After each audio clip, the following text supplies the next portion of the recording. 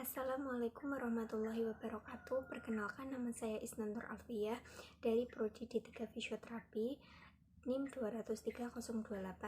Di sini saya akan menjelaskan tentang aktif eksersis dan pasif eksersis pada upper extremity. Yang pertama ada aktif eksersis, merupakan gerakan yang dilakukan oleh adanya kekuatan otot dan gerakan anggota tubuh itu sendiri tanpa bantuan gerakan yang dihasilkan oleh kontraksi dengan melawan gravitasi penuh. Dilakukan secara sadar dengan adanya kontraksi aktif dari anggota tubuh itu sendiri. Aktif eksersis mempunyai tujuan yang pertama memelihara dan meningkatkan kekuatan otot, kedua mengurangi bengkak, ketiga mengembalikan koordinasi dan keterampilan motorik untuk aktivitas fungsional. Aktif eksersis terdiri dari assisted eksersis, free active eksersis, dan resisted active eksersis. Yang kedua ada pasif eksersis, adalah suatu latihan yang dilakukan dengan gerakan yang dihasilkan dengan tenaga atau kekuatan dari luar tanpa adanya kontraksi otot. Gerakan yang termasuk dalam latihan pasif eksersis yaitu yang pertama static contraction, merupakan kontraksi otot tanpa perubahan yang panjang otot atau gerakan sendi yang nyata. Yang kedua pasif eksersis, merupakan gerakan yang dihasilkan oleh kekuatan dari luar tanpa disertai kontraksi otot. Yang ketiga ada aktif eksersis, merupakan gerakan yang dihasilkan oleh kontraksi otot itu sendiri. Pertama, gerakan fleksi dan ekstensi bahu, memposisikan pasien telentang, kemudian memposisikan awal dari lengan pasien mid position, kemudian melakukan gerakan fleksi sampai membentuk sudut 90 derajat. Kemudian gerakan yang dua, ekstensi atau hiperekstensi pada bahu, memposisikan pasien miring, kemudian memposisikan tangan pasien ke perut, kemudian melakukan gerakan ekstensi secara penuh.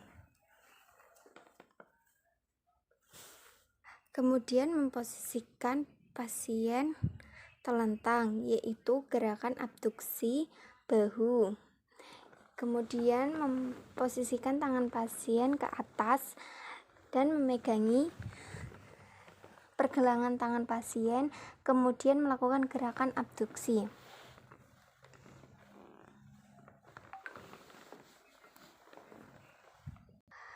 Kemudian gerakan adduksi dan adduksi horizontal, memposisikan pasien terlentang, kemudian memposisikan tangan pasien dengan gerakan adduksi dalam dan abduksi keluar.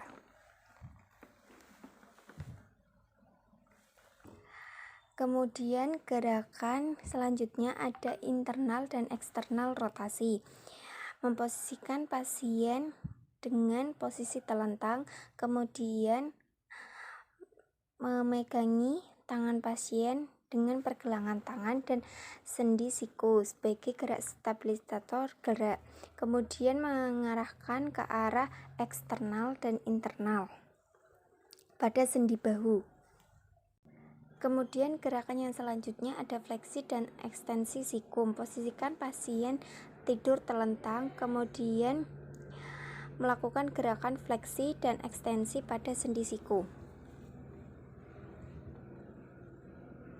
Kemudian gerakan fleksi dan ekstensi pergelangan tangan, melakukan gerakan ke arah luar ekstensi dan ke arah dalam fleksi. Pada gerakan freeze dilakukan, maka baiknya jari-jari dalam kondisi lurus ekstensi, sedangkan saat gerakan ekstensi freeze sebaiknya jari-jari menggenggam. Kemudian gerakan yang selanjutnya ada gerakan elevasi, depresi, dan protraksi dan retraksi bahu. Posisi pasien tengkurap, kemudian melakukan gerakan ke arah atas elevasi dan ke arah bawah depresi, ke depan protraksi dan ke belakang retraksi.